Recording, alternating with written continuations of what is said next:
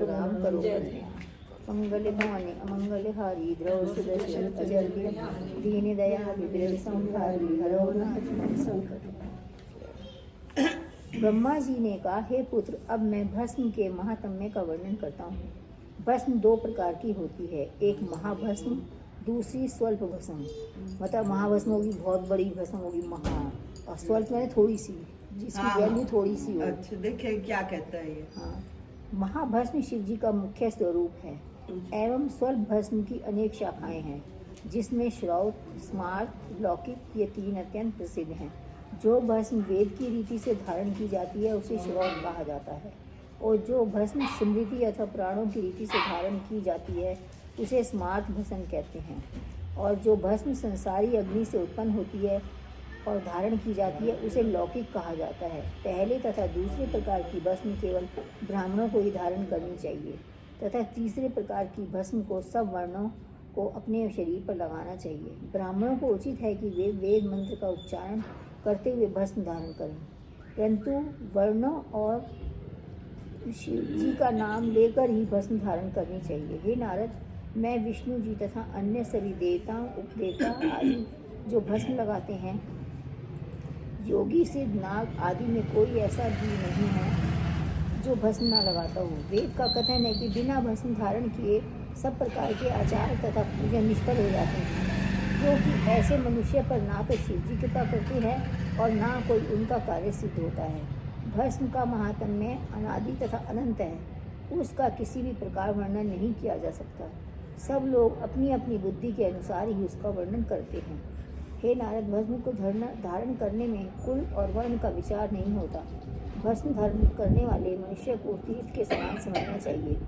जिस स्थान पर भस्म धारण करने वाले बहुत से मनुष्य रहते हैं वहाँ यज्ञ आदि शुभ कर्म अधिकता से होते हैं। ऐसे पुरुष जप तथा तप व्रतों के शुभ फलों को प्राप्त करते हैं। भस्म धारण करने वालों को संपूर्ण विद्याओं का निधान समझना चाहिए, मानो उन्होंने कभी सभी पुण्य कर्म कर लिए हों। जो मनुष्य भस्म धारण करने वाले की निंदा करता है अथवा उसे डराता और धमकाता है, वह अपने जन्म को निष्फल कर लेता है।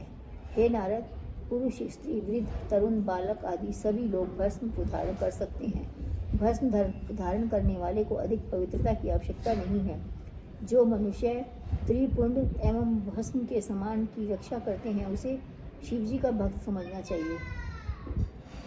प्रत्येक मनुष्य को उचित है कि जब तक वह भस्म को धारण ना कर ले तब तक ना तो पानी पिए और ना भोजन करिए, क्योंकि भस्म का त्याग करने वाला मनुष्य नरक में पड़ता है। अपन तो करते ही नहीं है, थोड़ी सी करनी चाहिए ना। वो अगरबत्ती की राख ही लगा लो। हाँ, चाहे उसका टीका लगाते हैं ना कोई लोग, काली वाली बबूत का टीका लगा लो, गले में लगा लो। किस चीज का टीका?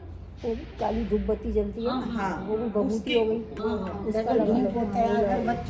उसकी राख और वैसे हमने कभी लगाते नहीं, लगा लेते। चंदन जरूर टीका लगाना चाहिए। तो मैं लगाती हूँ रोज। पुरुषों को भी और स्त्रियों को भी हिंदू होने का एक प्रमाण है। चंदन लगा के संध्या करती हूँ ना। हाँ, कर लगाना चाहिए। चंदन लगा के करते हैं। प्रत्येक मनुष्य को उचित है कि जब तक भस्म धारण ना कर ले तब तक ना तो पानी पिए ना भोजन करे, क्योंकि भस्म का त्याग करने वाला मनुष्य नरक में पड़ता है। जिस ललाट पर भस्म न लगी हो उसे धिक्कार है। जिस गांव में कोई शिव मंदिर ना हो उसे भी धिक्कार है। उस जन्म को धिक्कार है जिसे पाकर शिव जी पूजन ना किया जाए, तथा उस विद्या को भी धिक्कार है जिसके द्वारा किसी का लाभ ना हो। हे नारद, सभी देवता भस्म तथा त्रिपुंड के उपासक हैं। जो मनुष्य वेद की शिक्षा देने वाला हो अथवा यज्ञ कराने वाला हो उसे उचित है कि प्रतिदिन भस्म तथा त्रिपुंड धारण करे। जो मनुष्य चंडाल हो परंतु भस्म धारण करता हो तो वह भी शुद्ध हो जाता है। देखा बहुत का महत्व है। हाँ, वो भी भस्म लगाएगा तो वो भी शुद्ध हो जाएगा। जो मनुष्य प्रतिदिन भस्म लगाता है वह अत्यंत पवित्र है। गंगा आदि सभी तीर्थ उसमें सदैव निवास करते हैं और उसके दोनों ओर के कुल मोक्ष की प्राप्त करते हैं। भस्म धारण करने वाला मनुष्य संसारी सुखों को पाकर अंत में मोक्ष पाता है। सर्वप्रथम वह सब लोकों में भ्रमण कर मेरे लोक में आता है और 1 सहस्त्र वर्ष तक मेरे ब्रह्म लोक में निवास करने के उपरांत विष्णु लोक को जाता है। हे नारद, वेद, पुराण तथा उपनिषद सब का यही सार है जो मैंने तुम्हें बताया है। संपूर्ण देवता, मुनि, सिद्ध आदि भी यही कहते हैं। जो लोग भस्म की निंदा कहते हैं वे करोड़ों पापों से युक्त होकर बहुत समय तक नरक में निवास करते हैं। गंगा आदि नदियों में स्नान करने का फल भी भस्म से ही अधिक श्रेष्ठ नहीं है। भस्म तीनों लोकों को पवित्र करने वाली है। भस्म को शिव जी का ही स्वरूप समझना चाहिए। भस्म धारण करे बिना यज्ञ, तीर्थ, व्रत, दान, ध्यान आदि सब निष्फल हैं। जिसने भस्म को धारण नहीं किया वह संसार में व्यर्थ ही उत्पन्न हुआ है। हे नारद, भस्म लगाने वाले को तार स्वरूप शिव जी का ध्यान करना चाहिए, उचित है। वह तार स्वरूप दो प्रकार का है, एक सूक्ष्म तथा दूसरा स्थूल। स्थूल हो गया बहुत बड़ा, सूक्ष्म हो गया छोटा। इसका तात्पर्य यह है कि एक अक्षर तथा 5 अक्षर हैं। भस्म 3 प्रकार की होती है, जैसे पहले कहा जा चुका है। कुछ लोग उसका वेद, शिवानल, भव इन 3 प्रकार से वर्णन करते हैं। इन प्रकारों में अघोर मंत्र मुख्य है। अतः अघोर मंत्र द्वारा भस्म धारण करने पर यह उचित है कि शुद्ध लकड़ी को जलाकर जो भस्म बने उसे धारण करना चाहिए। भस्म बनाने का श्रेष्ठ नियम यह है कि बेल, पलाश, शमी, वट तथा पीपल की लकड़ी को भस्म के निमित्त जलाएं। योगरत 1 2 3 4 5 पेड़, 5 बेल, पलाश, शमी, वट और पीपल। पीपल को कैसे जलाते हैं? उसकी लकड़ी ले लो। नहीं, पीपल में तो वो है ब्रह्मा। नहीं, जैसे सूखी भी लकड़ी ले लो, नहीं मिलती। ये कह रही हूँ, मिल तो जाती है, मिल तो हाँ, क्यों हाँ, नहीं? हाँ, पर उसमें तो ब्रह्मा जलाना नहीं चाहिए, है। कहने का मतलब पीपल की पूजा करते हैं ना, इसलिए पूछ रहे हैं। वो उसमें कैसे दिया गया है तो उसके जला यदि सकते हैं। भस्म बनानी हो तो डालो। इसमें दिया गया है कि इसमें इसमें। भस्म लगाओ तो जला के ही तो भस्म बनेगी। हाँ, तो ये चीजें होनी चाहिए क्या? यदि लगाने वाली हाँ, भस्म बनानी है तो ये 5 चीजें होनी 5 चाहिए। पेड़ों का। हाँ, 5 पेड़ों की लकड़ी होनी चाहिए। हाँ, इसके अतिरिक्त दारू, लोहा, मिट्टी, कांसा, चांदी आदि धातुओं की बनाई हुई और तथा जो अन्न हवन के कार्य में लगाया जाता है उसके द्वारा बनाई हुई भस्म भी अत्यंत पवित्र होती है। मतलब यज्ञ हाँ, यज्ञ वाली रख लो। ऐसे जो करते हैं, जब यज्ञ करते हैं घर में हवन, थोड़ी सी रख लो। हवन करते हैं। हाँ उसकी जो लगाते हैं वो हवन हम मैं लगाते हैं, जब भी लगाते हैं रखते तो नहीं है कि बाद में लगाएंगे, है ना। अब रख लेनी चाहिए। अभी मैं वहाँ गई थी सीडी और वहाँ शनिचर जी के गई थी, तो है ना वहाँ हर किसी को वहाँ बाहर निकलते वक्त सबको दी एक एक बबूती गुड़िया। होती है, बबूती। हाँ, तो वो तो मैंने बस वो मंदिर में रख दी, उसमें नहीं, लगाया नहीं मैंने लगाओ। कभी। वो बनी में टीका लगाना चाहिए। लगाऊंगी, बालाजी में तो खोल जाते लेती। बालाजी में जाते हैं वहाँ पे भस्म मिलती है। हाँ हाँ घी साईं लगा बाबा के, की मूर्ति है। हाँ, घी लगा के, नहीं, बालाजी के मंदिर में भभूत मिलती है, जल हाँ, मिलता है, सब हाँ, मिलता है। हाँ, घी लगा के सूखा भी लगा सूखा भी लगा लो, लग जाती है। नहीं, सूखा ही लगाते हैं। घी से ये करके ऐसे करते हैं, कई तो चाटते हैं। साईं बाबा के जो विभूति होती नहीं है, मैं हाँ जब साईं के मंदिर जाती हूँ चाटने मैं में लगा के छोटा छोटा मैं हवन का बोल रही हूँ। मेरी तो पड़ी है। हवन का वाला तो हाँ, हाँ। घी से ये करके ना, नहीं वैसे भी लग ऐसे भी लगा लो। वैसे भी लग जाती ऐसे भी है। लगा। हाँ मैं तो लगाती हूँ ना। साईं बाबा का चलो अब ध्यान रखेंगे ना हवन वगैरह का। हे नारद, भस्म धारण करने की विधि बताता हूँ। त्रिपुंड शब्द से 3 रेखाओं का बोध होता है। उन रेखाओं में एक एक देवता विराजमान रहते हैं। भ्रुकुटी से दोनों भुवों के अंत तक त्रिपुंड लगाना उचित है। ऐसे 3 आंगलियों से। अच्छा 3 हो गए। हाँ। चलो जो लगाते हैं अपने चलो तो इतना थोड़ी ही भी बहुत लगा लो तो वो बहुत है। इतना तो कर नहीं सकते। नहीं हाँ, नहीं हाँ। जितना कर सकते हो उतना ही ठीक है। हाँ, भ्रुकुटी के दोनों भुवों के अंत तक त्रिपुंड लगाना उचित है। पहली रेखा मध्यमा से, दूसरी रेखा अनामिका से, मध्यम उंगली होगी ना, हाँ। और अनामिका होती है ये वाली सब। हाँ हाँ और ये अनामिका से तीसरी, ये कनिष्का, ये अनामिका हाँ होगी, हाँ। है ना। ये इससे 3 हो गए ना। ये मोटी खींचे बीच में। ऐसे खींचे, मतलब इन तीनों से खींचे। हाँ, और भस्म कनिष्का और ये बस ये मध्य हो नहीं, गई, ये नहीं, ये अनामिका। ये मध्य है, 3 हो। मध्य तो ये है ना, ये ये देखो बीच ना। वाली। ये पीछे वाला तीन। हाँ ये हाँ। 3 हो ये गए। कैपी को अच्छा। लेके भागो। इन 3 से चलो लग कैसे भी लगाएंगे, पहले लगाने तो शुरू करो, भूलोगे तुम सब। तीसरी कनिष्का से खींचे, बीच तो में ऐसे ही बन गई है, माथे के बीच में भस्म लगाएं अंगूठे से। अच्छा, अंगूठे से वो टिका अंगूठे हुआ। से लगा। लंबा टीका। इस प्रकार 27 स्थानों पर रेखा लगाएं। अच्छा। उनमें एक एक देवता निवास करते हैं। प्रणवाक्ष, शुचि, आत्म लोक, श्रुतिगण, शुक्ति, स्तवन तथा दैलोक, इतने प्रकार के सब देवता हैं। मनुष्य को उचित है कि प्रत्येक रेखा को जिससे जो देवता संबंधित हो उसे दंडवत करता हुआ त्रिपुंड लगावे।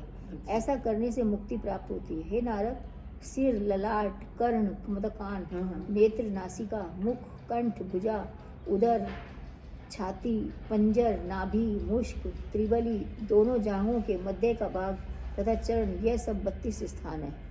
8 बसु, 7 दिग्देश, 8 दिक्पाल, 8वां इंद्र के नाम लेकर इन स्थानों पर त्रिपुंड लगावें। सिर, ललाट, कंठ, अंश, भुजा, उदर, हाथ, स्तन, नाभि, पंजर और पीठ, ये 16 स्थान है। इनके देवताओं के नाम इस प्रकार है: शिव भक्त, नाद, ईशान, वेदसूत्र तथा नवदर्श अर्थात इंद्र। इन सब के नाम लेकर उपरिक्त स्थानों में त्रिपुंड धारण करना चाहिए। त्रिबली, हाथ, पीठ और उदर, ये 16 स्थान हैं। इसमें परम शिव, शिव ब्रह्मा, विष्णु, अग्नि, गुरु, रुद्र, सूर्य, वैजेश, वाम, मरुत, वसु, हर तथा हरदेव को दंडवत करके त्रिपुंड लगाना चाहिए। सिर, ललाट, दोनों कान, दोनों कंधे, हृदय और नाभि के ये 8 स्थान हैं, जिनमें ब्रह्मा सप्तर्षियों को दंडवत करके त्रिपुंड लगाना चाहिए। इसके अतिरिक्त सिर, भुजा, नाभि तथा हृदय, ये 5 स्थान हैं। इनमें 5 देवताओं को दंडवत करके त्रिपुंड लगाना उचित है। बोलो महाशिव की जय। 7वां अध्याय। इतनी कथा सुनकर नारद जी ने कहा, हे पिता, आपने भस्म धारण करने की विधि तो बताई, अब कृपा करके कोई ऐसा इतिहास बताइए जिसमें भस्म के प्रभाव से किसी पापी के मुक्त होने का वृतांत हो। ब्रह्मा जी ने कहा, हे पुत्र, वामदेव नामक एक शिव भक्त काम, क्रोध, मोह, लोभ आदि से रहित थे। वे सबको समदृष्टि से देखते थे, किसी से कोई वस्तु नहीं लेते और सदैव मौन धारण करते रहते थे। शिवजी का स्मरण करते हुए संसार में भ्रमण किया करते थे। वे भस्म धारण करते और प्रत्येक अवस्था में प्रसन्न रहते थे।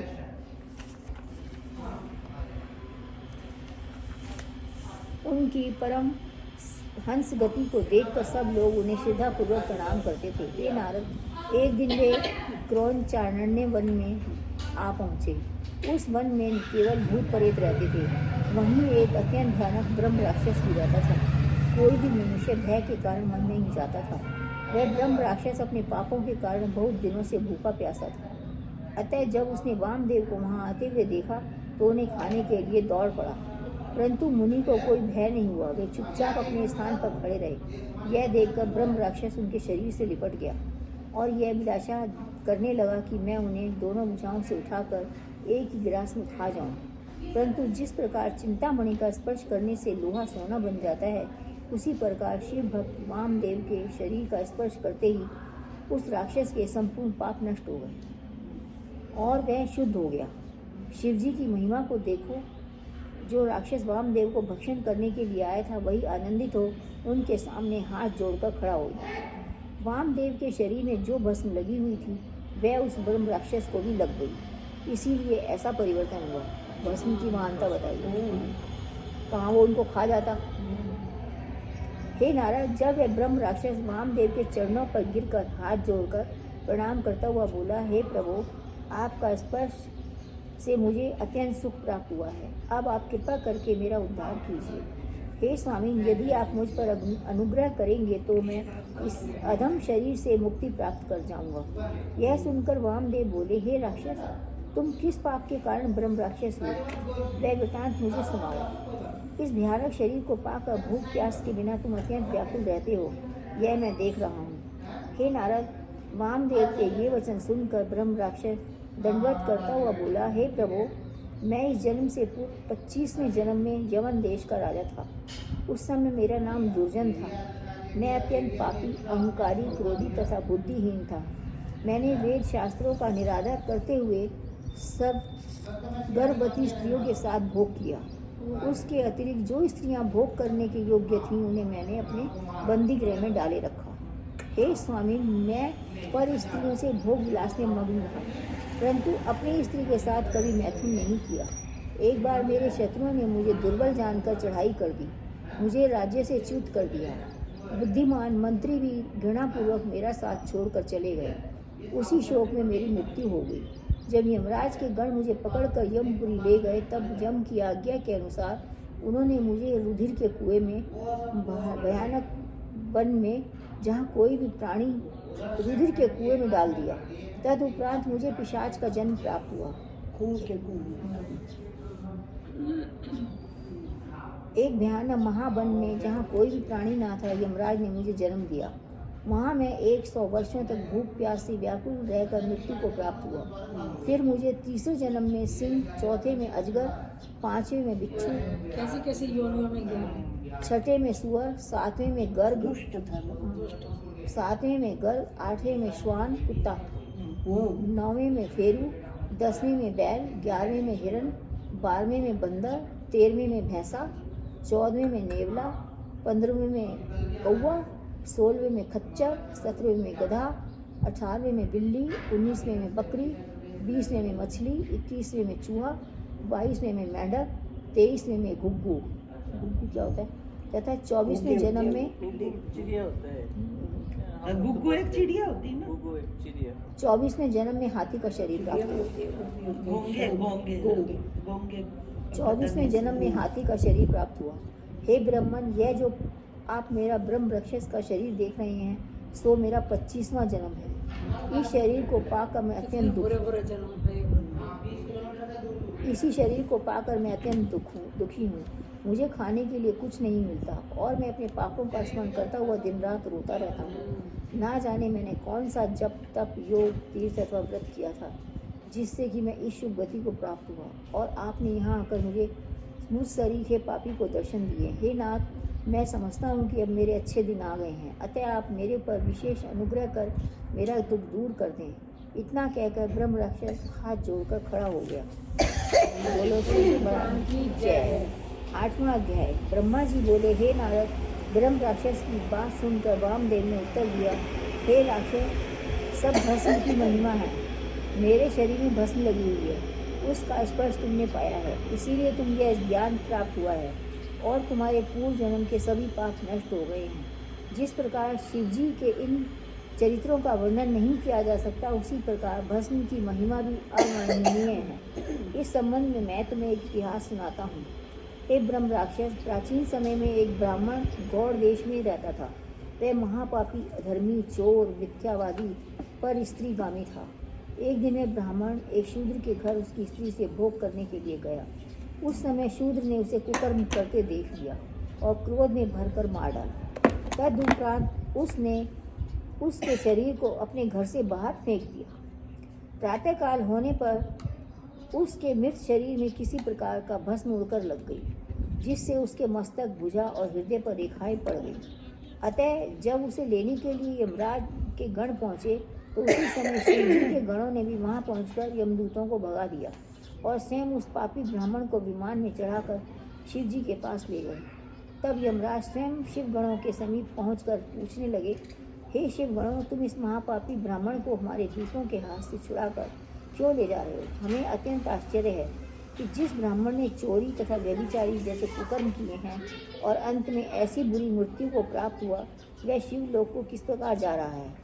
यमराज की बात सुनकर शिव गणों ने उत्तर दिया, हे यमराज, अब ये ब्राह्मण निष्पाप हो चुका है, क्योंकि इसके मस्तक, भुजा और हृदय में भस्म लग गई है।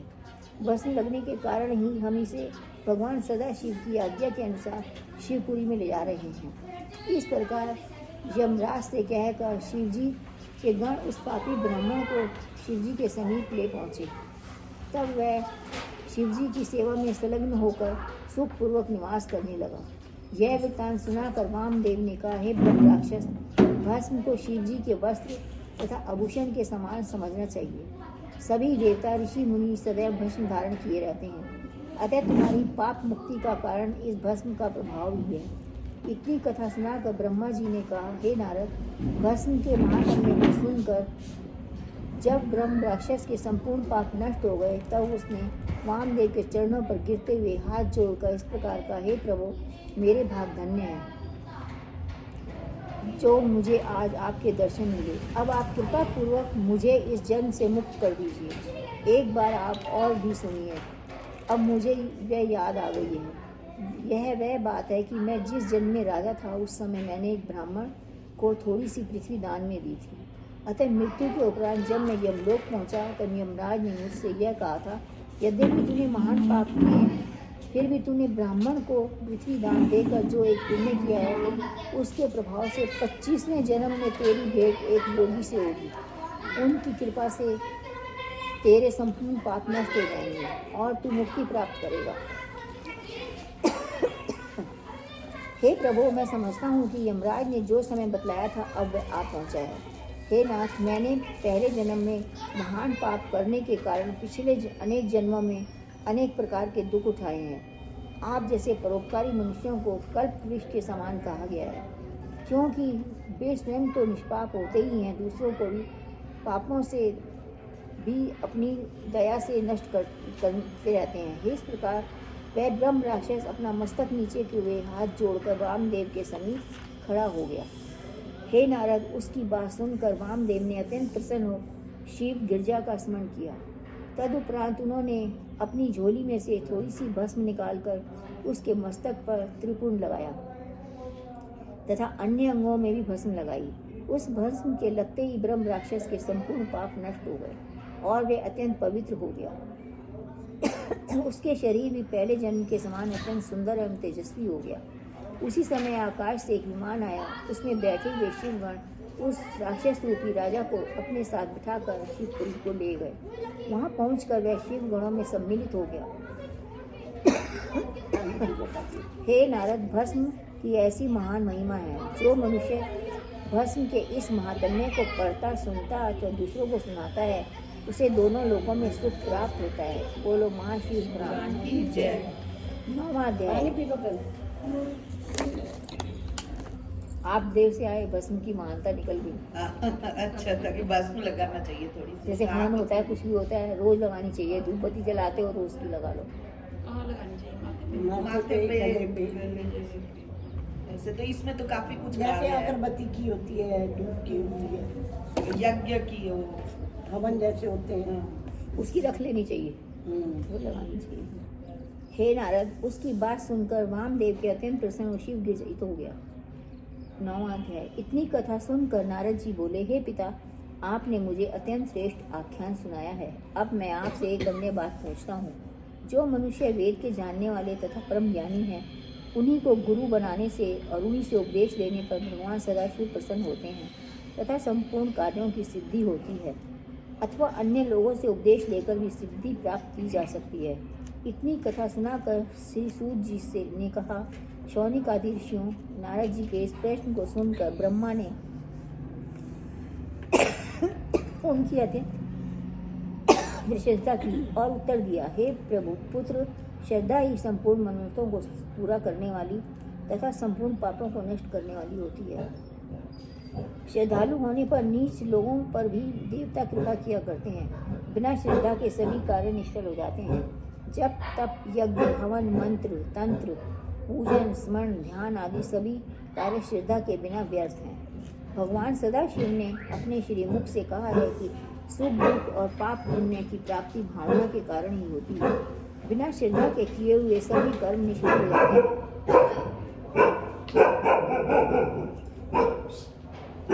इस विषय में एक आख्यान तुम्हें सुनाता हूँ। हे नारद, प्राचीन समय में सिंह केतु नामक एक राजा पांचाल देश में राज्य करता था।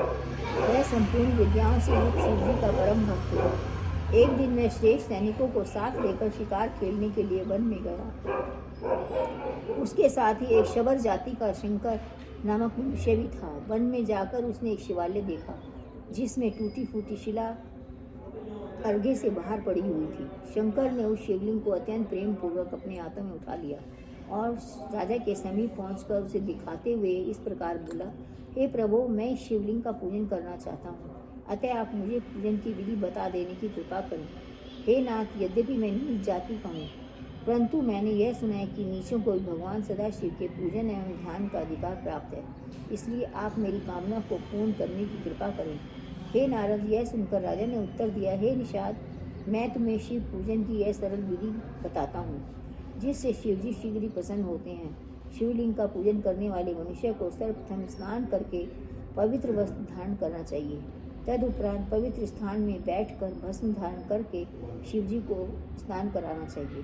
फिर चंदन, अक्षत, पुष्प, बेलपत्र, धूप, दीप, नैवेद्य, अर्घ्य आदि से शिवजी का पूजन करने के पश्चात उनके सम्मुख नृत्य गायन और स्तुति करके गाल बजाना चाहिए तथा विधि पूर्वक प्रदक्षिणा करनी चाहिए। शिव जी की चिता की भस्म अत्यंत प्रिय है। शिव जी को चिता की भस्म अत्यंत प्रिय है, अतः उसे शरीर में धारण करने से अत्यंत आनंद प्राप्त होता है। शिव जी के पूजन की यह अत्यंत सरल और सुगम रीति है, सो तुम भी इसी पर आचरण करो। इतनी कथा सुनाकर ब्रह्मा जी ने कहा, हे नारद, यद्यपि राजा ने यह विधि हंसी में सुनाई थी, परंतु शबर ने उसे अत्यंत श्रद्धापूर्वक सुना। तत्पश्चात वह अपने घर लौट आया, उस शिवलिंग का पूजन करने लगा। उसे जो वस्तु अच्छी लगती उसी का भोग सबसे पहले शिव जी को लगाता, तदुपरांत स्वयं खाता था। वह अपनी स्त्री सहित शिव जी का पूजन करता और मूर्ति के सम्मुख नृत्य गायन करता था। इस प्रकार जब कुछ समय व्यतीत हो गया तो शिव जी ने प्रसन्न होकर उसकी परीक्षा लेने के लिए निश्चय किया। एक दिन जब वह पूजन करने के लिए बैठा था तो चिता भस्म जो उसके समीप ही रखी थी अचानक अदृश्य हो गई। जब ढूंढने पर भी उसे वह भस्म कहीं न दिखाई दी तो अत्यंत आश्चर्य में भरकर उसने अपनी स्त्री से कहा, हे प्रिय, मैंने भस्म को बहुत ढूंढा परंतु वह कहीं नहीं मिल रही है। इस प्रकार पूजा में विघ्न उपस्थित होने से मैं अत्यंत दुखी हूँ और वह अनुभव करता हूँ कि अब मेरा जीना भी व्यर्थ है। शिव जी ने कहा, हे नारद, अपने पति की ऐसी दशा देखकर उस स्त्री ने उत्तर दिया, हे स्वामी, आप अपने मन में इस प्रकार चिंतित न हो। मैं इसी समय चिता जलाकर अपने शरीर को भस्म किए देती हूँ, तब आप इस भस्म को अपना पूजन कीजिएगा। यह सुनकर शबर बोला, हे प्रिय, तुम्हारा शरीर मेरे विहार के लिए तथा चारों पदार्थों को प्राप्त करने के निमित्त है। यह सुनकर स्त्री बोली, हे स्वामी, मैंने सत्पुरुषों से यह सुना है कि यदि कोई मनुष्य पराये उपकार के लिए अपना शरीर त्याग करे तो उसका जन्म सफल हो जाता है। अतः शिव जी के कार्य में यदि मेरे शरीर का नाश हो तो इससे अधिक उत्तम और क्या होगा। सो आप मुझे ऐसा काम करने से ना रोकें और अपने पूजन को विधि पूर्वक पूर्ण करें। हे नारद, शबर ने अपनी स्त्री की इस बात को स्वीकार कर लिया। तब वह पवित्र होकर शिव जी का ध्यान करती हुई चिता में बैठ गई और कुछ ही देर में जलकर भस्म हो गई। तदुपरांत शबर ने उसी भस्म को अपने शरीर में लगाकर मलकर शिव जी का पूजन किया। जब पूजन करते समय उसने प्रतिदिन के नियम के अनुसार अपने हाथ में प्रसाद लेकर पीठ की ओर बढ़ाया तो एक अत्यंत आश्चर्यजनक घटना घटी। यह घटना यह थी कि शबर प्रतिदिन पूजन करके अपनी स्त्री को प्रसाद दिया करता था।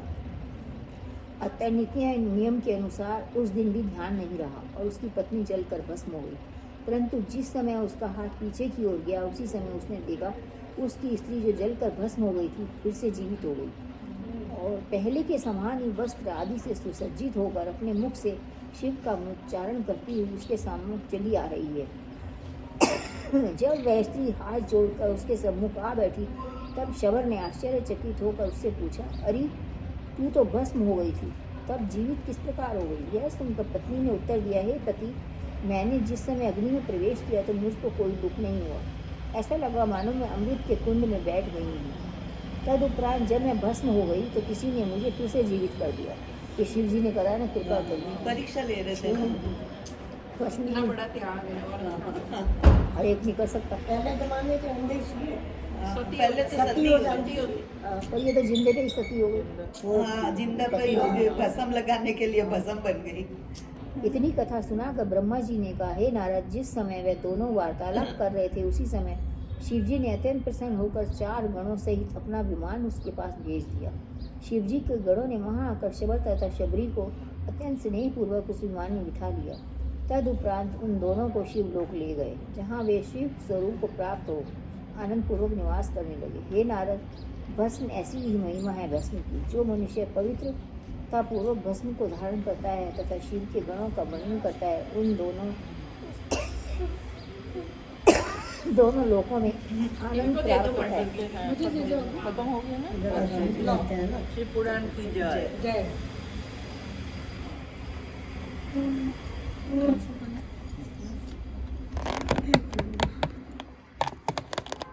दसवां अध्याय। इसका कर दीजिए और बस। 10वां अध्याय। इतनी कथा सुनकर नारद जी ने कहा, हे पिता, मैंने आपसे यह सुना है कि शिव जी को भस्म अत्यंत प्रिय है। इससे बढ़कर श्रेष्ठ अन्य कोई भी वस्त्र तथा आभूषण नहीं है। अब मेरी इच्छा है कि आप मुझे भस्म का महात्मा सुनाने की कृपा करें तथा इस संबंध में कोई भी आख्यान भी कहें। यह सुनकर ब्रह्मा जी बोले, हे नारद, भस्म चारों पदार्थों को देने वाली है। जो मनुष्य इसे अपने शरीर में लगाता है उसके संपूर्ण दुख तथा शोक नष्ट हो जाते हैं। भस्म शरीर तथा हार्दिक बल को बढ़ाकर मृत्यु के समय भी अत्यंत आनंद प्रदान करती है। इसके संबंध में मैं तुम्हें एक आख्यान और सुनाता हूँ। हे नारद, दशारण्य नामक देश में वज्रबाहु नामक एक राजा राज्य करता था। उसकी असंख्य स्त्रियां थीं। भाग्यवश जब बड़ी रानी के गर्भ ठहरा तो अन्य स्त्रियों ने ईर्ष्या के वशीभूत हो उसे विष पिला दिया। यद्यपि उसे बहुत कष्ट उठाने पड़े, फिर भी उपचार होने पर भी ठीक हो गया। उस विष ने भी उसके उदर में पहुंचकर कोई हानि नहीं पहुंचाया। नियत समय पर उसने एक अत्यंत सुंदर पुत्र को जन्म दिया।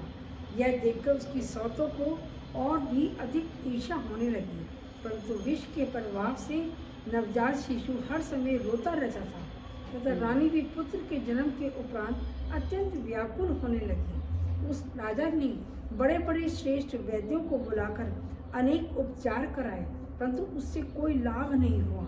हे नारद, कुछ समय तक इसी प्रकार क्रम चलता रहा। एक दिन राजा ने अत्यंत दुखी होकर अपने मन में यह विचार किया कि ये माता तथा पुत्र दोनों ही पूर्व जन्म के महापापी प्रतीत होते हैं, इसलिए इन्हें इस प्रकार दुख भोगना पड़ रहा है। किसी शुभ कर्म के कारण ही ये मेरे यहाँ आए हैं, परंतु अन्य पापों कर्मों के कारण दुख भोग रहे हैं। इन्होंने अपने रोने पीटने से मेरे आहार विहार में भी विघ्न डाल रखा है, अतः अब मुझे इन्हें अपने घर से निकाल देना चाहिए। यह विचार कर राजा ने अपने एक सेवक को यह आज्ञा दी कि तुम रानी को उसके पुत्र सहित रथ में चढ़ाकर वन में छोड़ो। तब वह राजा की आज्ञा से उन दोनों को वन में ले जाकर छोड़ आया। वहाँ रानी अपने पुत्र के साथ भूखी प्यासी अत्यंत व्याकुल हो इधर उधर भटकने लगी। वन में उसे एक पगडंडी दिखाई दी। उसी पर चलती हुई वह एक अन्य नगर में जा पहुंची। उस नगर में पद्माकर नामक एक वैश्य राजा राज्य करता था। उस राजा की दासी ने जब उस रानी को देखा तो वह अपने हृदय में अत्यंत चिंतित हुई। तदुपरांत वह उस पर कृपा कर राजा पद्माकर के पास ले पहुंचे। पद्माकर ने जब रानी को दुखी देखा और उसके मुख से संपूर्ण वृतांत सुना तो दया करके उसे अपने मुख्य मंदिर में ठहरा दिया और माता के समान समझकर उसकी अत्यंत सेवा करने लगा। हे नारद, पद्माकर उसे श्रेष्ठ भोजन से सदैव प्रसन्न रखता था। उपचार के हेतु उसने श्रेष्ठ वैद्यों का भी प्रबंध कर दिया, परंतु इतना सब होने पर भी उस रानी के बालक को कोई लाभ नहीं पहुंचा तथा कुछ दिन जीवित रहने के पश्चात वह विष के प्रभाव से मृत्यु को प्राप्त हो गया। उस समय रानी ने अत्यंत विलाप किया, यद्यपि अन्य स्त्रियों ने उसे बहुत कुछ सांत्वना दी, तथापि वह किसी भी प्रकार धैर्य धारण ना कर सकी। उसने अपने पुत्र की याद में वह अत्यंत शोक करने लगी। उसी समय भाग्यवश ऋष्य नामक शिवजी का एक भक्त वहाँ आ पहुँचा। उसने भी रानी को बहुत प्रकार से समझाते हुए धीरज बंधाया। तब रानी ने हाथ जोड़कर उससे यह कहा, हे महानुभाव, मैं पति तथा बंधु बांधवों से रहित पुत्रहीना हूँ। अब आप जो उपदेश करें उसके अनुसार आचरण करने के लिए मैं प्रस्तुत हूँ। हे नारद, यह सुनकर ऋषि ने उस मृतक लड़के के समीप कर, जिसे कि रानी ने अब तक फेंकने नहीं दिया था, शिवजी के मंत्र का पाठ किया। तदुपरांत उसने मृत बालक के मुख में भस्म डाल दी, जिससे वह तुरंत ही जीवित हो उठा और उठ बैठा। इस आश्चर्य को देखकर सब लोग चकित रह गए। उस समय पद्माकर रानी तथा अन्य राजकुलीन व्यक्तियों को तो जो प्रसन्नता हुई उसका वर्णन नहीं किया जा सकता। रानी ने अत्यंत आनंद में भरकर बालक को गोद में उठाया और उस योगी के चरणों पर अपना मस्तक रख दिया। उस समय ऋषि ने अत्यंत कृपा करके उस बालक के संपूर्ण शरीर में भस्म लगा दी। तदुपरांत योगी ने प्रसन्न होकर रानी को आशीर्वाद देते हुए कहा, हे रानी, तुम जरा मृत्यु से रहित होकर प्रलय काल तक जीवित रहोगी और वह बालक भी अपने पिता के राज्य को प्राप्त कर अपनी रानियों सहित आनंद का उपभोग करेगा। जब तक वह बालक विद्या पढ़कर बड़ा ना हो जाए तब तक तुम यहीं रहो। हे नारद, इतना कहकर ऋषि को अपने स्थान को चले गए और रानी अपने पुत्र भद्रायुष सहित वहीं रहने लगी। पद्माकर ने भद्रायुष के पढ़ने का उचित प्रबंध कर दिया, जिससे कुछ ही समय में वह संपूर्ण विद्याओं में पारंगत हो गया। जब वह बालक 16 वर्ष का हुआ तो उन्हीं योगी ने एक दिन पुणे आकर उसे शिवजी के पूजन की विधि बताई तथा सहस्त्राक्षर मंत्र का उपदेश दिया। फिर उसके संपूर्ण शरीर में भस्म लगा दी, जिससे भद्रायुष को 12 सहस्त्र हाथियों का बल प्राप्त हो गया। फिर वे उसे एक खड्ग तथा एक शंख देकर विदा हो गए। तत्पश्चात भद्रायुष अपने पिता की राजधानी में जा पहुंचा और वहां के राज्य सिंहासन पर अपना अधिकार कर लिया। फिर वह विवाह आदि करने के उपरांत आनंद पूर्वक प्रजापालन एवं विहार करने लगा। वह पद्माकर को अपने भाई के सम्मान समझकर अत्यंत आनंद प्रदान करता रहा। भद्रायुष शिवजी का ऐसा परम भक्त था कि उसकी प्रशंसा तीनों लोकों में फैल गई। हे नारद, भस्म का ऐसा महत्व और प्रभाव है, जो व्यक्ति इस चरित्र का श्रवण अथवा पाठ करता है उसे भी अत्यंत आनंद मिलता है। बोलो शिव पुराण की जय। 11वां अध्याय। ब्रह्मा जी ने कहा, हे पुत्र, अब मैं रुद्राक्ष का महात्मा कहता हूँ। रुद्राक्ष शिव जी को अत्यंत प्रिय है। इसका दर्शन करने मात्र से ही संपूर्ण पाप नष्ट हो जाते हैं तथा पूजन करने से दोनों लोकों में आनंद प्राप्त होता है। शिव जी की तपस्या से उनके आंसू वृक्ष बन गए। वे वृक्ष रुद्राक्ष के नाम से प्रसिद्ध हुए। शिव जी की कृपा से वे सभी शिव भक्तों को प्राप्त होने लगे तथा धीरे धीरे प्रत्येक देश में रुद्राक्ष के वृक्ष की उत्पत्ति होने लगी। अयोध्या, मथुरा, काशी, गौड़ देश तथा सहगिरी में रुद्राक्ष अधिकता से उत्पन्न होने लगे। रुद्राक्ष पापों को नष्ट करने वाला तथा दर्शन मात्र से ही अप्रेम्य सुख प्राप्त करने वाला है। ये नारद, रुद्राक्ष का रंग 4 प्रकार का होता है: श्वेत, रक्त, पीत तथा श्याम। चारों वर्णों को इन्हें क्रमानुसार धारण करना चाहिए। अर्थात ब्राह्मण को श्वेत, क्षत्रिय को रक्त, वैश्य को पित्त एवं शूद्र को श्याम वर्ण का रुद्राक्ष धारण करना चाहिए। सब देवता, ऋषि, मुनियों एवं मनुष्य आदि को मध्य मास का त्याग करने के उपरांत ही रुद्राक्ष धारण करने की आज्ञा दी गई है। रुद्राक्ष धारण करने वालों को अप्रेम्य सुख की प्राप्ति होती है। रुद्राक्ष असंख्य दुखों को दूर करने वाला है। रुद्राक्ष की माला को सब मालाओं से श्रेष्ठ समझना चाहिए। इसे धारण करने से मनुष्य को काल का भय ही नहीं रहता। ये नारद, रुद्राक्ष सभी देवताओं को अत्यंत प्रिय है। विशेषकर 5 देवता इससे अधिक स्नेह करते हैं। शिव जी इसको सबसे अधिक प्रिय मानते हैं। ये नारद, जो रुद्राक्ष आंवले के फल के समान बड़ा हो सर्वोत्तम है। जो बेर के फल के समान हो वह मध्यम है, और जो इससे भी छोटा है वह अध्यम गिना जाता है। आंवले के समान रुद्राक्ष सभी कष्टों को दूर करने वाला तथा संपूर्ण मनोरथों को पूर्ण करने वाला है, परंतु कोई भी रुद्राक्ष दुखदायी नहीं होता।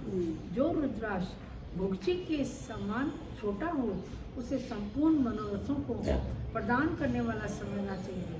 छोटे रुद्राक्ष की महिमा तथा उसके धारण करने का फल अधिक होता है। जो रुद्राक्ष दृढ़, चिकना, कांटों से युक्त तथा मोटा होता है वह संपूर्ण मनोरथों को प्रदान करता है तथा भक्तों के संपूर्ण पापों को नष्ट करता है। निम्नलिखित प्रकार के रुद्राक्ष को धारण नहीं करना चाहिए। जो कीड़ों द्वारा खाए गए हों, जो कांटों से रहित हों, जो कटे हों, जो छिद्र करने के समय फट गए हों, जो रुद्राक्ष का स्वरूप ना रखते हों तथा जो कृत्रिम हों अर्थात वास्तविक ना हो। हे नारद, जिस रुद्राक्ष को शिव भक्त स्वयं किसी वृक्ष से लाता है वह सर्वोत्तम है तथा जो किसी अन्य मनुष्य के द्वारा लाया जाता है वह मध्यम है। मैंने जिस रुद्राक्ष को सर्वोत्तम कहा है उसे धारण करने वाले मनुष्य को भगवान सदा शिव का रूप ही समझना चाहिए। जो लोग जानते बूझते भी मंत्र के बिना रुद्राक्ष धारण करते हैं वे नरकगामी होते हैं और किसी भी स्थान पर सुख प्रदान प्राप्त नहीं करते। परंतु जो मनुष्य अज्ञानी होते हैं उन्हें मंत्र के बिना रुद्राक्ष धारण कर लेने पर भी कोई पाप नहीं लगता, अंजन में पड़ा हुआ पाप नहीं होता। हाँ, अनजाने में क्या पाप नहीं। क्योंकि भगवान सदा शिव ने अपने मुख से स्वयं ये कहा है कि जो लोग मंत्र को जानने वाले ना हों वे यदि बिना मंत्र पढ़े ही रुद्राक्ष को धारण करें तो उन्हें कोई पाप नहीं होता। हे नारद, रुद्राक्ष धारण करने वालों को भूत प्रेत आदि कुछ भी कष्ट नहीं पहुंचा सकते। वे तो रुद्राक्षधारी को देखते ही भाग जाते हैं। जो मनुष्य रुद्राक्ष को धारण करता है उसे देखकर शिवजी तथा अन्य सभी देवता अत्यंत प्रसन्न होते हैं। यदि कोई मनुष्य अज्ञानी, दुराचारी अथवा कुकर्मी भी हो परंतु रुद्राक्ष को प्रेम पूर्वक धारण करता हो तो वह समस्त पापों से छूटकर परम पद को प्राप्त करता है।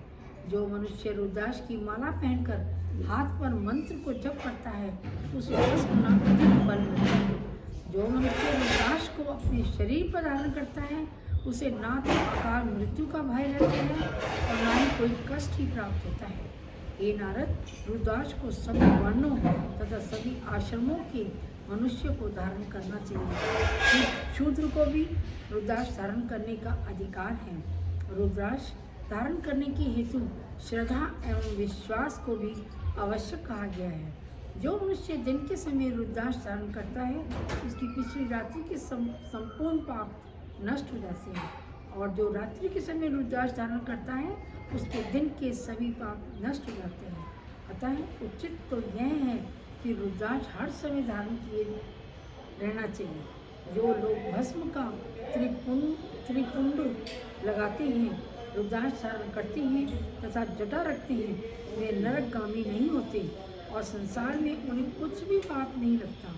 जिनके ललाट पर त्रिपुंड, मस्तिष्क पर रुद्राक्ष और मुख पे पंचाक्षर मंत्र है वे सभी लोगों से पूजित होने के योग्य हैं। हे नारद, रुद्राक्ष अनेक प्रकार के होते हैं, उनका मैं विस्तार पूर्वक वर्णन करता हूँ। एक मुखी रुद्राक्ष भगवान सदाशिव का स्वरूप है। उसके दर्शन मात्र से ही ब्रह्म हत्या आदि पाप नष्ट हो जाते हैं तथा मुक्ति की प्राप्ति होती है।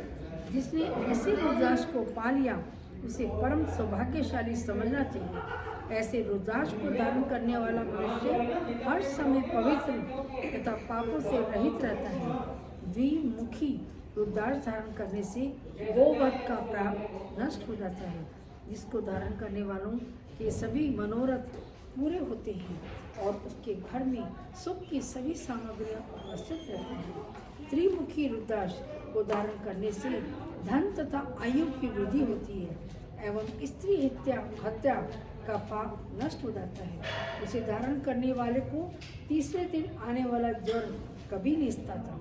हे नारद, चतुर्मुखी रुद्राक्ष मेरा स्वरूप है। ऐसे रुद्राक्ष का दर्शन एवं स्पर्श करने से चारों पदार्थ सदैव प्राप्त होते हैं। पंचमुखी रुद्राक्ष को शिवजी का स्वरूप समझना चाहिए। उसे धारण करने से मुक्ति की प्राप्ति होती है तथा भक्ष्य के दोष एवं पर स्त्री गमन आदि के पाप नष्ट होते हैं। जो लोग पंचमुखी रुद्राक्ष को धारण करते हैं उन्हें कोई दुख नहीं रहता। षड्मुखी रुद्राक्ष को सगंध के समान जानना चाहिए। वह ब्रह्म हत्या आदि पापों को नष्ट कर संपूर्ण सुखों को प्रदान करने वाला है और सदैव दाहिनी भुजा में धारण करने योग्य है। सप्तमुखी रुद्राक्ष को महासेन तथा आनंद कह के पुकारते हैं। उसे धारण करने पर दरिद्री भी राज्य पद को प्राप्त होता है और उसके संपूर्ण पाप नष्ट हो जाते हैं। अष्टमुखी रुद्राक्ष को बटुक भैरव का रूप जानना चाहिए। उसे धारण करने से आयु की वृद्धि होती है तथा शिव जी की कृपा से अंत में मोक्ष प्राप्त होता है। नवमुखी रुद्राक्ष को दुर्गा का स्वरूप समझना चाहिए। वह दाएं हाथ में धारण करने योग्य है। उसे धारण करने वाला मनुष्य मेरे समान सबका स्वामी होकर पापों से रहित हो जाता है। हे नारद, दशमुखी रुद्राक्ष को विष्णु जी का स्वरूप समझकर धारण करना चाहिए। वह युद्ध क्षेत्र में विजय प्राप्त कराने वाला तथा संपूर्ण कार्यों को सिद्ध करने वाला है। एकादश मुखी रुद्राक्ष को रुद्र का स्वरूप समझकर धारण करना चाहिए। वह सर्वत्र विजय प्राप्त कराने वाला है। द्वादश मुखी रुद्राक्ष सूर्य का स्वरूप है। उसे शिखा में धारण करने से संपूर्ण रोग नष्ट हो जाते हैं तथा दोनों लोकों में सुख प्राप्त होता है। त्रयोदश मुखी रुद्राक्ष को विश्वदेव का स्वरूप कहा गया है। उसे धारण करने पर समस्त मनोकामनाएं पूर्ण होती हैं। चतुर्मुखी रुद्राक्ष को कभी कष्ट नहीं होता तथा संपूर्ण का अपनी शिव नष्ट हो जाती है। हे नारद, मनुष्य को उचित है कि वह इन सब प्रकार के रुद्राक्षों की माला बनाकर प्रेम पूर्वक धारण करे। 100 दानों की माला मोक्ष प्राप्त करने वाली होती है। 140 दानों की माला आरोग्य एवं बल प्रदान करती है। 32 दानों की माला धन देती है। 108 दानों की माला संपूर्ण कार्यों को सिद्ध करने वाली है। हे नारद, पुत्र जीवा वृक्ष की काठ की माला पुत्र देने वाली होती है। मणिमाला धन की वृद्धि करती है। मोतियों की माला सौभाग्य प्रदान करती है। कुश की माला पापों को नष्ट करती है। सोने तथा चांदी के दानों की माला भी मनोरथों को पूरा करती है। स्फटिक की माला श्रेष्ठ गति देती है। कमल की माला आरोग्य तथा धैर्य प्रदान करती है। परंतु रुद्राक्ष की माला धर्म, अर्थ, काम तथा मोक्ष चारों फलों को देने वाली है। अतः रुद्राक्ष के समान कोई माला नहीं है। हे नारद, मैंने तुम्हें संक्षेप में रुद्राक्ष का ये महात्मा सुनाया है। अब तुम क्या सुनना चाहते हो? बोलो शिव पुराण की जय। 12वां अध्याय। इतनी कथा सुनकर नारद जी ने कहा, हे पिता, अब आप मुझे रुद्राक्ष धारण करने की विधि बताने की कृपा करें। ब्रह्मा जी बोले, हे नारद, 1100 रुद्राक्ष एक ही विधि से धारण करने के लिए कहा गया है। कोई तत्वज्ञानी 1 सहस्त्र रुद्राक्ष तथा कोई 400 रुद्राक्ष धारण करने के लिए भी कहते हैं। मैं तुमसे सर्वप्रथम पहले प्रकार का वर्णन करता हूँ। इस वर्णन को सुनने से ही सब प्रकार के कष्ट दूर हो जाते हैं। रुद्राक्ष धारण करने से बड़े बड़े पाप भी नष्ट हो जाते हैं। यह बात मैं पहले बता चुका हूँ। 1100 रुद्राक्ष धारण करना अत्यंत आनंददायक होता है। अब मैं तुम्हें यह बताता हूँ कि किन किन अंगों में कितने रुद्राक्ष धारण करने चाहिए। हे नारद, 550 रुद्राक्षों का मुकुट बनाकर धारण करें। 300 रुद्राक्षों का यज्ञोपवीत बनावें और उसकी 3 लड़ियां बनाकर पहने। 101 रुद्राक्ष कंठ में तथा 3 रुद्राक्ष शिखा में धारण करें। 3 रुद्राक्ष यज्ञोपवीत में, 5 रुद्राक्ष दाहिने कान में तथा 6 रुद्राक्ष बाएं कान में पहनने चाहिए। इसी प्रकार हाथों में भी रुद्राक्ष को धारण करने जो रुद्राक्ष शेष बचे हैं उन्हें कमर में बांध लें। यहाँ विधि 1100 रुद्राक्ष धारण करने की है। हे नारद, अब 1 सहस्त्र रुद्राक्ष धारण करने की विधि सुनो।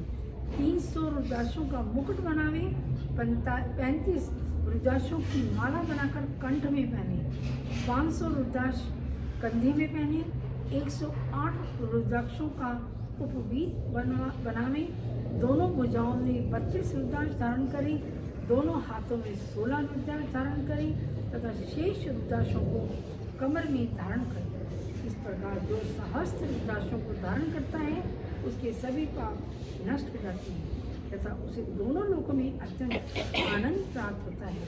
एक सहस्त्र रुद्राक्ष धारण करने वाला अपने कुल सहित परम पद को प्राप्त होता है, उसे देवता भी प्रणाम करते हैं। हे नारद, इसके अतिरिक्त अन्य प्रकारों से रुद्राक्ष धारण करने की आज्ञा कही गई है। जो मनुष्य मस्तक में एक ललाट में 40, छाती पर 108, कंठ में 32, दोनों कानों में 6, दोनों भुजाओं में 32 तथा दोनों हाथों में 24, इस प्रकार 249 रुद्राक्ष धारण करता है, उसके ऊपर शिव जी सदैव प्रसन्न रहते हैं और उसे कभी भी कष्ट नहीं होता। जो मनुष्य मस्तक पर एक रुद्राक्ष धारण करके शिव से स्नान करता है उसे गंगा स्नान का फल प्राप्त होता है।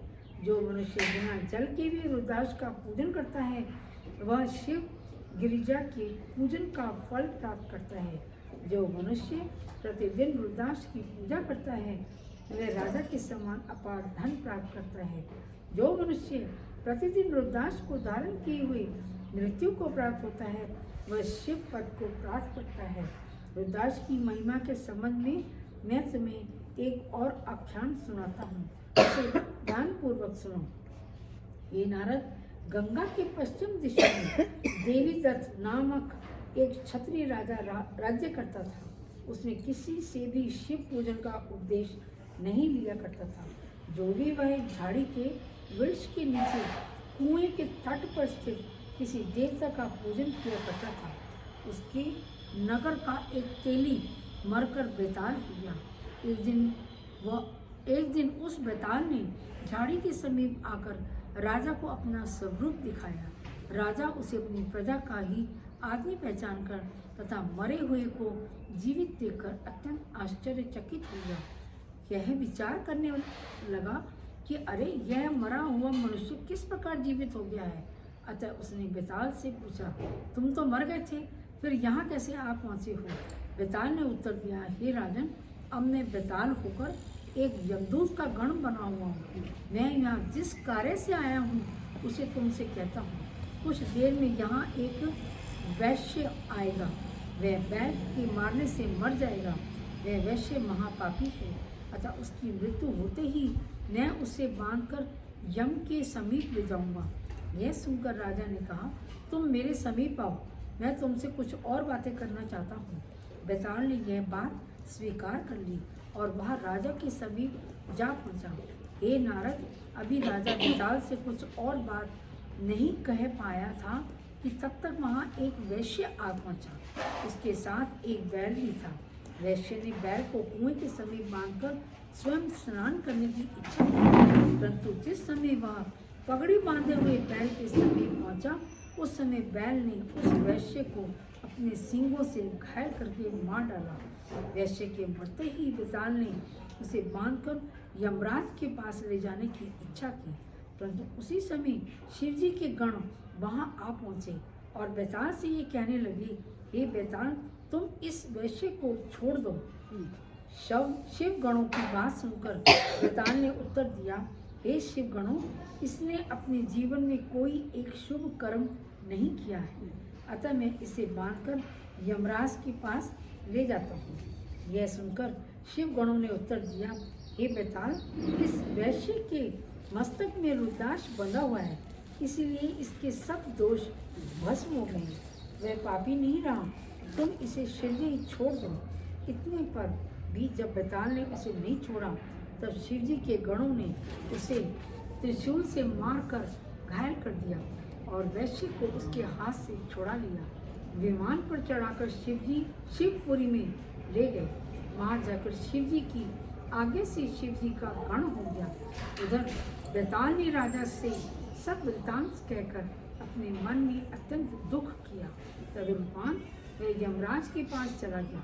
इस चरित्र को देखकर राजा को अत्यंत आश्चर्य हुआ। फिर अब वह स्वयं रुद्राक्ष लेने के लिए बाजार में चला गया। बोलो शिव पुराण की जय। कितना पैसों बताया इसमें रुद्राक्ष, हाँ पर इतना टू जो मच कोई कौन करेगा, इतनी मांग हो कभी हमने नहीं तो कर सकते। पता नहीं असली देखा नहीं। रुद्राक्ष देता है कहानी नहीं आती जो थी। कोई भी आजकल नकली भी आने लगे हाँ, हैं पहन ना। सकते पहन सकते हैं, लेकिन कोई उसकी भी विधि होती है ना पहनने का भी तरीका। वैसे है, कोई अनजान है तो कोई बात नहीं, पहन लो। ये इसको नहीं पता। हाँ, अब मैं क्या पता है? की वजह से ये गया। हाँ हाँ पेड़ में पेड़ होता है इसको इसका। ना रुद्राक्ष की वजह से ये गया। हाँ, इसके उदाहरण शिव जी का गण बन रुद्राक्ष गया। बन गया। हाँ हाँ हाँ, उनकी तभी वो वजह क्या हमारे है, गया। तभी क्या है, हाँ। वो नहीं होता तो नहीं हाँ, होता, नहीं जाता। नहीं जाता। रुद्राक्ष को धारण करने से पहले पंडित को उसे देना होता है। या घी में डुबोना पड़ता है, फिर वो तो कच्चे दूध पंडित से को देना होता है, बाद में घी में वो, डुबोना हाँ पड़ता है। वो हमें तो जैसे बताया ना, छोटे इसमें तो ये बता दिया कि किसी को पता नहीं हमें हो, कुछ पता ही अनजान हो नहीं तो है ऐसे क्या ही भी पहन नहीं लो। गाने हैं ना, वो आचार धारण करते। करूंगी किसी दिन, हाँ छोटे छोटे मोती वाली। हम जो पूजा करते हैं हमारे को विधि विधान थोड़ी है। हाँ, ऐसा हाँ, भी होता है। हाँ बड़े भी हाँ, जैसे देख ली किसी की ऐसे ही करने लग जाए। इसकी कोई बात पहचान पता वाला नहीं, बता दी तो वही कर ली, नहीं तो पहचान वाला होना चाहिए ना। नहीं, नहीं, ये क्यों पहनते हैं? ये बोलते हैं ना, बीपी के लिए अच्छा होता है। हाँ, इंदिरा गांधी पहनती थी इसको। हमारे ये भी पहनते आप हैं। देखो। शम्मी कपूर कितना पहनता है? हाँ हाँ, हाँ शम्मी को बहुत बहुत पहनता था, सारे हाँ। पहनता था। इनमें कुछ ना कुछ शक्ति है। ये हेमा मालिनी वगैरह सब जाते हैं हमारे गुरु जी के आश्रम में, आप बहुत मानते हैं। हाँ, सारे फिल्म के एक्टर बहुत जाते हैं। गुरुजी को तो बहुत जेतली का तो कैंसर ठीक कर दिया था गुरु जी ने। महानता तो बोलते हैं। बहुत मानता है भाई। मैं जिंदे मरे हुए को जिंदा कराया उन्होंने। मैं वो वाली हूँ। वही ये बड़े बड़े करते हैं, सॉरी बड़े मंदिर में बड़े बड़े बड़े। 13वां अध्याय। ब्रह्मा जी ने कहा, हे नारद, अब मैं तुमसे एक और इतिहास कहता हूँ जिसमें रुद्राक्ष की महिमा प्रकट है। इस आख्यान को सुनने से शिव जी के चरणों में अधिक प्रीति उत्पन्न होती है। प्राचीन काल में कश्मीर में मद्रसेन नामक राजा राज्य करता था। उसका सुधर्म नामक पुत्र अत्यंत बलवान, बुद्धिमान तथा शिव जी का परम भक्त था। राजा के मंत्री के पुत्रों का नाम तारक था। वह भी अत्यंत शीलवान तथा विद्वान था। राजा के पुत्रों तथा मंत्री के पुत्रों में अत्यंत मित्रता थी। वे दोनों परम सुंदर थे तथा साथ ही साथ विद्या अध्ययन में करते थे। उन्होंने बिना उपदेश के ही रुद्राक्ष की महिमा जान ली थी। हे नारद, एक दिन पराशर मुनि राजा के यहाँ जा पहुँचे। राजा ने उन्हें सर्वज्ञ जानकर अत्यंत आदर सत्कार किया तथा ऐसी सेवा की जिससे वे अत्यंत प्रसन्न हुए। तदुपरांत राजा ने हाथ जोड़ दंडवत करते हुए मुनि से यह प्रार्थना की, हे प्रभु, मेरा पुत्र तथा मंत्री का पुत्र दोनों ही रुद्राक्ष को इस प्रकार धारण करते हैं कि एक पल के लिए भी उन्हें नहीं त्यागते। यद्यपि मैंने उन्हें बहुत उपदेश किया है तथापि वे किसी प्रकार नहीं मानते। वे बिना किसी से विधि पूछे हुए ही अपनी बुद्धि के अनुसार रुद्राक्ष धारण करते हैं। अतः आप मुझे यह बताने की कृपा कीजिए कि इसका वास्तविक कारण क्या है। हे नारद, राजा की यह प्रार्थना सुनकर पराशर ने कहा, हे राजन, तुम अपने पुत्र तथा मंत्री के पुत्र के पूर्व जन्म का वृत्तांत सुनो। पुरातन समय में महानंदा नामक एक वैश्या नंदीग्राम में रहती थी। वह परम सुंदरी तथा अत्यंत धनवान थी। उसने एक बंदर तथा एक कुत्ते को पालकर उन्हें नृत्य करना सिखाया था। वह अन्य बहुत सी स्त्रियों सहित शिव जी की स्तुति गाती तथा अपने बंदर एवं कुत्ते को रुद्राक्ष पहनाकर नचाती थी। वे दोनों इस प्रकार नाचते थे कि उनका नृत्य दर्शकों को अत्यंत प्रिय लगता था। इसी प्रकार वह वेश्या शिव भक्ति में संलग्न रहती तथा कुत्ते और बंदर को नृत्य कराती हुई अत्यंत प्रसन्नता प्राप्त किया करती थी। संयोगवश एक दिन उस वेश्या के घर में आग लग गई। वेश्या ने उन दोनों को शीघ्रतापूर्वक बाहर निकाल लिया, परंतु उस दिन से वे दोनों फिर घर में लौट कर नहीं गए तथा दुखी होकर वन में भ्रमण करते रहे। समय आने पर रुद्राक्ष धारण किए हुए ही उनकी मृत्यु हो गई, जिसके कारण उन्हें शिवलोक प्राप्त हुआ। हे राजन, वही बंदर तुम्हारे घर में पुत्र बनकर उत्पन्न हुआ और उसी कुत्ते ने मंत्री के घर में पुत्र बनकर जन्म लिया है। ये दोनों जन्मों के मित्र हैं तथा उसे रुद्राक्ष की महिमा का स्मरण कर इस जन्म में भी रुद्राक्ष धारण करते हैं। ये दोनों रुद्राक्ष धारण करने तथा शिव पूजन करने के कारण पुनः शिवलोक को प्राप्त होंगे। यह वृत्तांत सुनकर राजा ने पराशर मुनि से कहा, हे प्रभु, आप कृपा करके मेरे पुत्रों के भविष्य का हाल भी बताने की कृपा करें। तब पराशर मुनि ने उस राजपुत्र को अपने निकट बुलाकर सिर से पांव तक देखने के उपरांत इस प्रकार कहा, हे राजन, इस बालक की अवस्था केवल 12 वर्ष की है। आज से 7वें दिन यहाँ अवश्य मर जाएगा, परंतु हम तुम्हें एक उपाय बताते हैं, उसे करने पर इसका जीवन बच सकता है। भगवान सदाशिव काल के भी काल है। मृत्यु शिव जी से हर समय भयभीत बनी रहती है। यदि शिव जी की कृपा करे तो तुम्हारा पुत्र मृत्यु के मुख से बच सकता है। इसलिए तुम्हें सर्वप्रथम यह उचित है कि इसके द्वारा शिव जी का पूजन कराओ तथा उन्हें अनेक प्रकार से प्रसन्न करने का उपाय करो। हे राजन, आयु बढ़ाने की अनेक युक्तियां हैं, परंतु उन सब में सरल शिव जी का पूजन है। मृत्यु से रक्षा करने में रुद्राध्याय अत्यंत प्रसिद्ध है। अनेक प्रकार से शिव जी का पूजन करे तथा निश्चय पूर्वक शिववाना धारण करे तो मनुष्य के संपूर्ण पाप नष्ट हो जाते हैं और वह बहुत समय तक जीवित रहता है। ऐसे व्यक्ति पर शिव जी सदैव प्रसन्न रहते हैं। तुम जितनी बार शतरुद्री का अभिषेक कराओगे उतने ही वर्षों तक तुम्हारा पुत्र जीवित बना रहेगा। अतः तुम्हें यह उचित है कि तुम इस सहस्र शतरुद्री का पाठ करा के अपने पुत्र को स्नान कराओ। इस उपाय से तुम्हारा पुत्र 10 सहस्र वर्षों तक जीवित रहेगा तथा इतने ही समय तक निर्भय हो शत्रुओं पर विजय प्राप्त करता हुआ सुखपूर्वक राज्य करेगा। हे नारद, पराशर मुनि के ऐसे वचन सुनकर राजा ने बहुत से ब्राह्मणों को बुलाकर 7 दिन में 10 सहस्र शतरुद्री का जप कराना आरंभ कर दिया तथा स्वयं भी उस जप में संलग्न रहा। उसी जल से उसने अपने पुत्र को स्नान करवाया। 7वां दिन आने पर वह बालक कुछ देर के लिए मूर्छित तो हो गया, परंतु थोड़ी ही देर बाद चैतन्यावस्था को प्राप्त कर उठ बैठा। उस समय पराशर मुनि ने उससे पूछा, हे राजपुत्र, मूर्छावस्था में तुम्हारी क्या दशा हुई?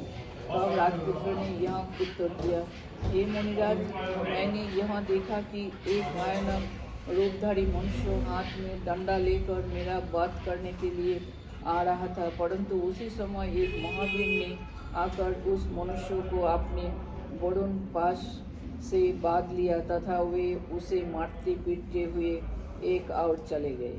यह सुनकर पराशर मुनि ने अत्यंत प्रसन्न हो उस बालक को अनेक आशीर्वाद दिए। राजा ने भी उस समय आनंदित होकर पराशर मुनि तथा सभी ब्राह्मणों की बहुत सेवा की। हे नारद, जिस समय राजा पराशर मुनि की प्रशंसा कर रहा था उसी समय तुम भी वहां जा पहुँचे। तब राजा ने तुम्हारा अत्यंत सम्मान करते हुए यहाँ कहा, हे प्रभु, यदि आपने कोई आश्चर्य की बात देखी हो तो मुझे सुनाने की कृपा करें। तब तुमने उत्तर दिया, हे राजन, हमने इसी समय एक बहुत बड़ा आश्चर्य देखा है। वह आश्चर्य यह है कि तुम्हारे पुत्र को मारने के लिए मृत्यु आई थी, परंतु शिवजी ने उसकी रक्षा करने के लिए वीरभद्र को भेजा और उन्हें यह आज्ञा दी कि वे तुम्हारे पुत्रों पर मृत्यु का कोई वश न चलने दे। तब वीरभद्र मृत्यु को पकड़कर कैलाश पर्वत की ओर ले गए और तुम्हारे पुत्र को अमृत पान करने का फल प्राप्त हुआ। अब तुम्हारा पुत्र 10 सहस्र वर्षों तक जीवित रहकर निष्कंटक राज्य करेगा। मंत्री का पुत्र भी तुम्हारे पुत्रों का सेवक बनकर बहुत सुख भोगेगा। वे दोनों शिवजी के बड़े भक्त होंगे तथा अंत में शिवलोक को प्राप्त होकर शिवजी के गण बन जाएंगे। इतना कहकर तुम अपने स्थान को लौट आई। जो लोग इस कथा को कहते अथवा सुनते हैं उन्हें दोनों लोगों को सब प्रकार के सुख प्राप्त होते हैं। शिव पुराण की जय। 14वां अध्याय। ब्रह्मा जी ने कहा, हे नारद, मैंने मुक्ति प्राप्त करने के लिए तुम्हें यह युक्ति बताई है। अब एक अन्य उपाय सुनो, जिसके अनुसार आचरण करने पर शिव जी की भक्ति दृढ़ होती है। जिस उपाय के करने से पराशर के पुत्र वेदव्यास सिद्ध हुए, मैं उसका वर्णन करता हूँ। शिव जी का कीर्तन तथा शिव जी के गुण चरित्रों का मनन शिव जी को प्राप्त कराने में अत्यंत सहायक होता है। सर्वप्रथम गुरु के मुख से शिव जी का यश सुने तथा स्वयं उनका पूजन तथा मनन करे। ऐसा करने से शिव जी का सान्निध्य लाभ होता है और सभी व्याधियाँ नष्ट हो जाती है। शिव जी के यश के संबंध में जो गीत हो वे चाहे वेद के पद हो अथवा देवताओं द्वारा बनाए गए हो अथवा मनुष्य के बनाए हुए हो, सभी प्रकार के पदों के गायन से दुख दूर होकर आनंद की प्राप्ति होती है।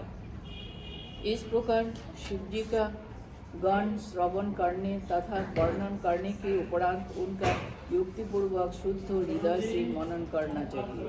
हे नारद, सद्गति में बैठने से शिव जी के गुण चरित्रों का फल प्राप्त होता है। तदुपरांत कीर्तन और अंत में मनन की प्राप्ति समझनी चाहिए। अतः शिव जी की प्रसन्नता के हेतु ही सब कार्य करने चाहिए। इस युक्ति से शिव जी का पद प्राप्त करना अत्यंत सुगम होता है। वेद तथा पुराण भी मनन की महिमा का वर्णन करते हैं। जिस मनुष्य पर भगवान सदाशिव प्रसन्न होते हैं उसी को यह श्रेष्ठ लाभ प्राप्त होता है। इसके अतिरिक्त भगवान सदाशिव को प्राप्त करने का कोई अन्य उपाय नहीं है। अब मैं व्यास जी की कथा कहता हूँ, उसे तुम ध्यानपूर्वक सुनो। हे नारद, व्यास जी ने वेद को 4 भागों में बांटकर दिन रात परिश्रम करके 18वां पुराणों का निर्माण किया, परंतु तब भी उनके हृदय को संतोष नहीं हुआ। इसलिए वे मन को शुद्ध करने के हेतु ब्रह्मा नदी के तट पर बैठकर तपस्या करने लगे। उन्होंने शिव जी का ध्यान धरकर संपूर्ण इंद्रियों को जीत लिया।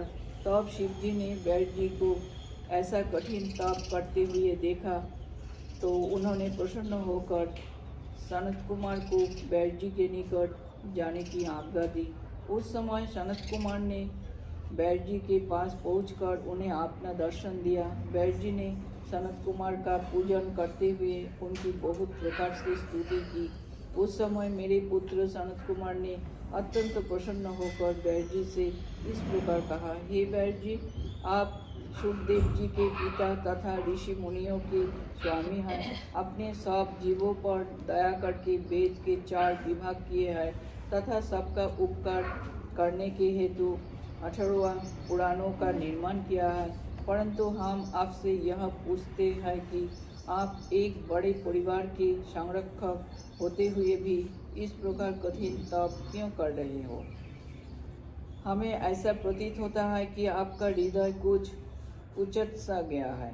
हे नारद, सनत कुमार जी के मुख से यह वचन सुनकर व्यास जी ने उत्तर दिया, हे सनत कुमार जी, आपका कथन वास्तव में सत्य है।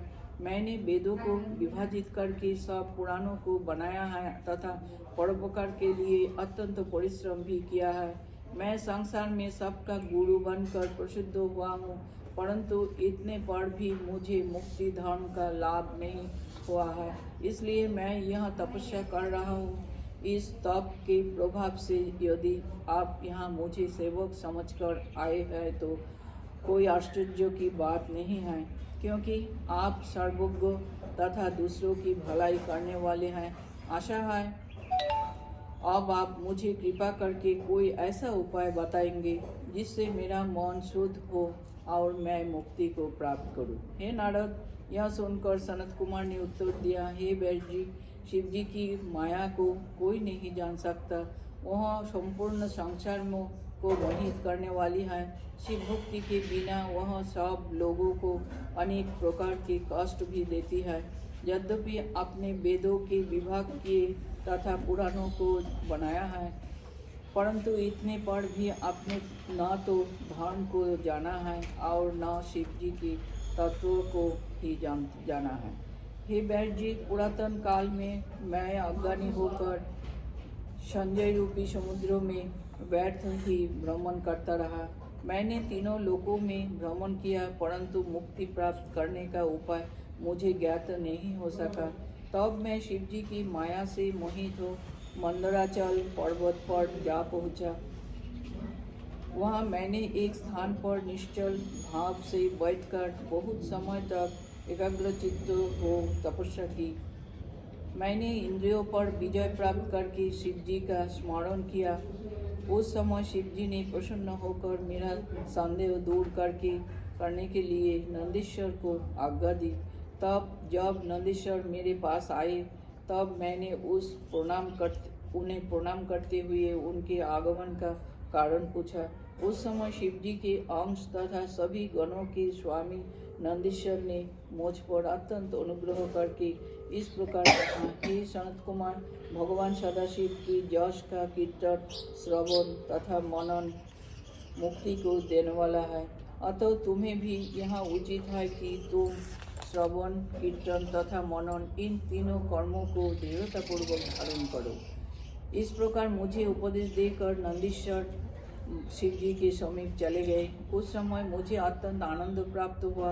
अतः हे व्यास जी, आपको भी यह उचित है कि आप भी इन तीनों उपायों का आश्रय लेकर मुक्ति को प्राप्त करें। इस प्रकार व्यास जी को शिक्षा देकर सनत कुमार विमान पर आरूढ़ हो अपने लोक को लौट गए।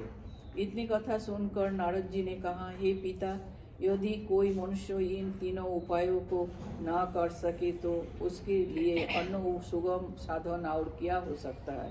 यहाँ आप मुझे बताने की कृपा करें। ब्रह्मा जी बोले, हे नारद, यदि कोई मनुष्य इन तीनों का साधन न कर सके तो उसे चाहिए कि वह भक्तिपूर्वक केवल शिवलिंग का ही पूजन करे। इस प्रकार केवल पूजन करने मात्र से ही बहुत से लोग अपने मनोरथों को प्राप्त कर चुके हैं। यदि हृदय में भक्ति हो तो श्रवण आदि तीनों उपायों के बिना भी मुक्ति मिल जाती है। शिवपुराण की जय।